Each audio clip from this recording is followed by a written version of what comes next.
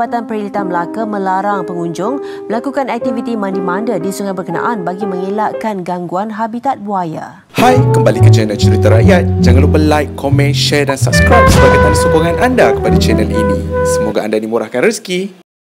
Umumnya, jika dikaitkan dengan mitos berkaitan buaya, antara cerita yang popular di Malaysia adalah melibatkan buaya bujang senang di Sarawak, kisah buaya putih dan lain-lain. Namun, masih ramai yang tidak mengetahui kisah seekor buaya yang teramat ganas digelar sebagai bujang jambu yang pernah wujud di Sungai Kesang berhampiran kampung Sungai Rambai, Melaka. Sebagaimana yang telah diketahui oleh umum, Sungai Kesang pada zaman dahulu airnya sangat dalam. Dikabarkan banyak terdapat lubuk sebagai habitat buaya yang banyak terdapat di situ. Telah termasyurlah di seluruh penduduk di kampung Sungai Rambai ini tentang keganasan buaya-buaya di sepanjang Sungai Kesang. Bahkan apabila ranting kayu jatuh ke air pun akan disambarnya. Kera-kera dan lontong tidak berani berkaitan di dahan-dahan pokok yang mencecah air, takut akan nyawanya terancam. Begitu juga manusia yang berperahu di Sungai Kesang sentiasa berhati-hati kerana telah banyak berlaku yang mana penduduk kampung Sungai Rambai telah menjadi korban akibat dibahap buaya.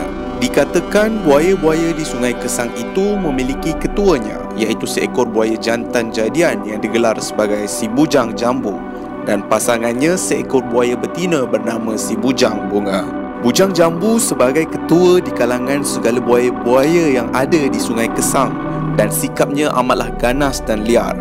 Maka banyaklah orang kampung menjadi mangsa dibaham oleh si bujang jambu.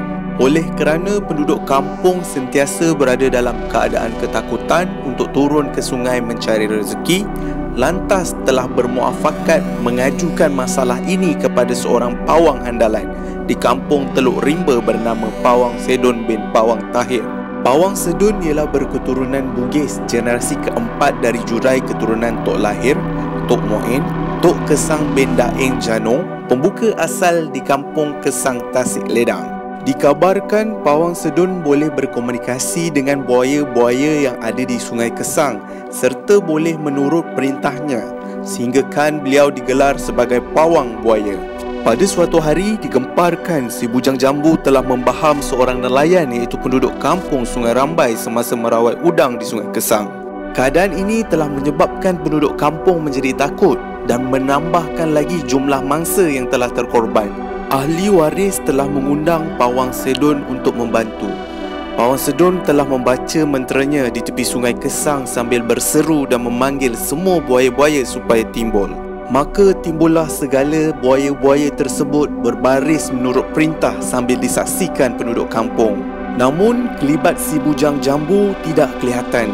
Rupa-rupanya si bujang jambu telah merasa bersalah dan datang agak lewat sambil membawa mayat nelayan yang hilang tersebut di mulutnya untuk dipulangkan. Pawang Sedun telah memberi amaran kepada buaya-buaya yang ada di dalam perhimpunan itu agar jangan lagi mengganggu penduduk yang berada di sepanjang Sungai Kesang. Selepas peristiwa itu, semua buaya-buaya menghilangkan diri ke air. Hinggalah di satu ketika tentera British telah melontarkan beberapa butir bom tangan di dalam Sungai Kesang untuk menghalau buaya-buaya itu. Hendak dijadikan cerita, salah satu daripada bom tangan yang dilontarkan itu sebelum sampai ke air telah disambar oleh si bujang jambu dan meletup di dalam rahangnya. Akibat dari letupan itu, si bujang jambu telah naik ke darat dan mati di tepi Sungai Kesang. Penduduk kampung telah menanam bangkai si bujang jambu di tepi Sungai Kesang di sebelah kanan tebing sungai berhampiran sepadan negeri Johor. Tempat persemadian si bujang jambu diberikan tanda dan disebut oleh orang kampung sebagai keramat si bujang jambu. Sama ada benar ataupun tidak, ini adalah sebahagian daripada cerita rakyat berkaitan kewujudan seekor buaya ganas di Sungai Kesang yang telah menakutkan penduduk kampung Sungai Rambai pada suatu ketika dahulu.